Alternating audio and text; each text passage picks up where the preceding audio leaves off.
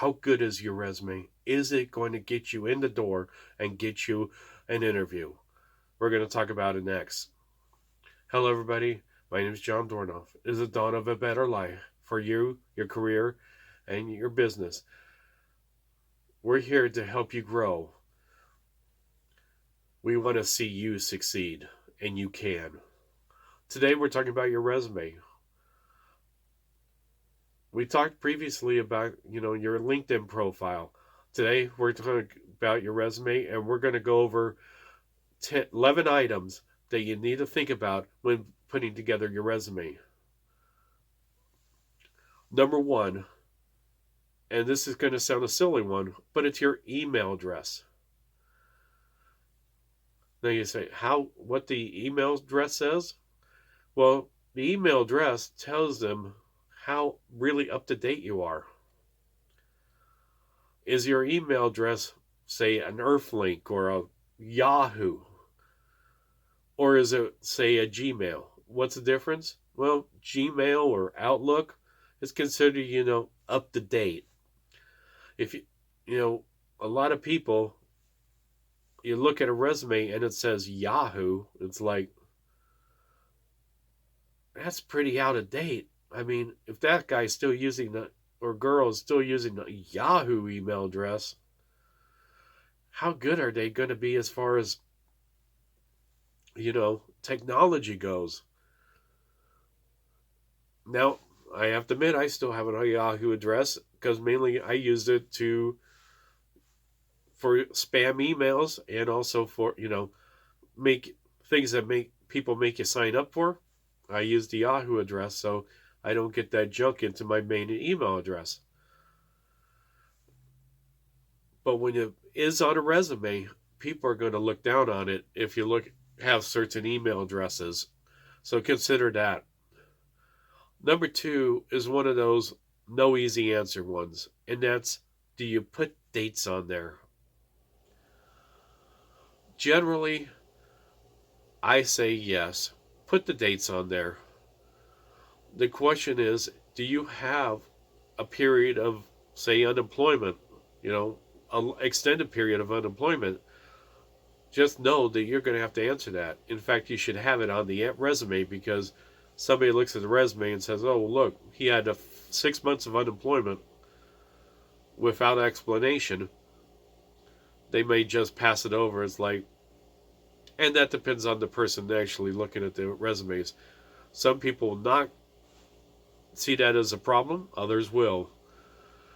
And remember, you've got to make sure that your resume is working for no matter who it's going for. So you have to take all that into consideration. Number three, what do you focus on? This really depends on your experience. Do you have the experience that they are looking for in your career, previous jobs? Then definitely that's what you focus on. If you have some school experience, should you put it in school? That depends.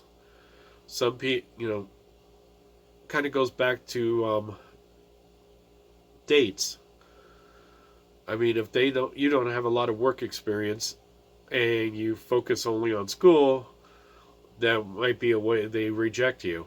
On the other hand, if you have a ton of experience, that can also go against you. Unfortunately, there's just not a lot of easy answers, because you don't know who you know who the resume is going to, but you don't know the person who is going to and how they think. So the best thing I could suggest is what you feel is best, what goes with what they're applying, the job it is. Now, if you've done networking and hopefully you got referrals to this job, it's a lot easier.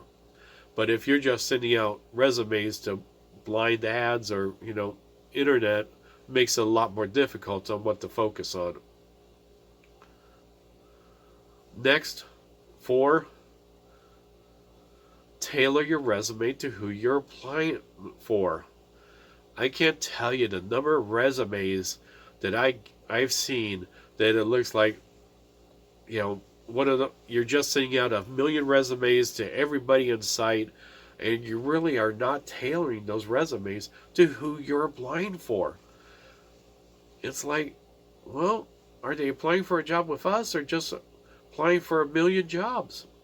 Which is it? That's the questions that are going to come up when people look at your resume, especially is if, just a generic resume. So look at your look at the job you're applying for and make sure you're tailoring that resume to the position you're applying for. And, you know, going back to the focus, what do you focus on? You focus on what the needs are for that job. 5, keep it simple. Don't get too elaborate. Remember, the resume is only there to get you in the door. You just want to be able to get that interview. So don't go too elaborate. That is what the interview's for, is to go into more detail. You just want to, get their interest piqued to want you get you into the door. Number 6, the objective, at the top of the page, that should be, once again, going back to number 4, is tailored to the job you're applying for. How does it say, I want to be with this company, I want to grow with this company and be a leader in this company? You're thinking about growth, then, if your objective says, oh, I just want a job and, in 5 years I just want to continue, working in this job, it's not going to attract attention. On the other hand, if you say, well, in 6 months I plan to get promoted to manager, in 6 months I plan to, then you're saying too much. You're being, you got a lot of people these days to think that after 6 months they should be in charge of the company. Well, that's just not the way it happens.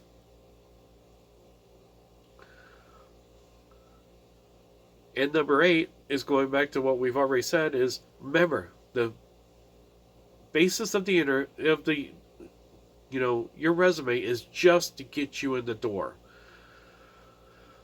So make sure to keep it simple, tailor it to those businesses that you're applying for.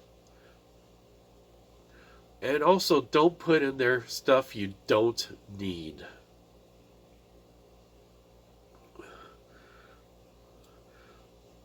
Number 9, and you think this would be something everybody checks for, but they don't, is check for mistakes.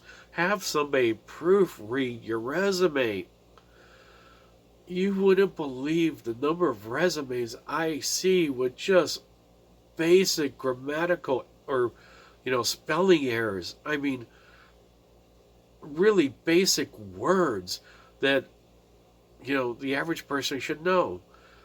You look at that resume going, well, if they can't even spell that word, what else can they not do? So remember, it shows about your professionalism. Number 10, use active language. Use words that say, get attention and say what you've done. I did this.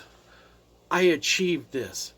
I created this. Whatever it is, make sure you're using active language. Number 11, the final one, is think about the keywords in your resume.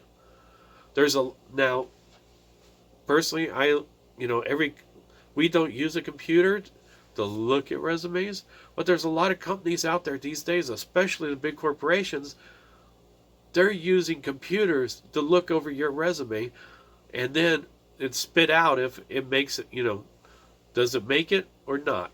It's up to the computer. So make sure to use keywords.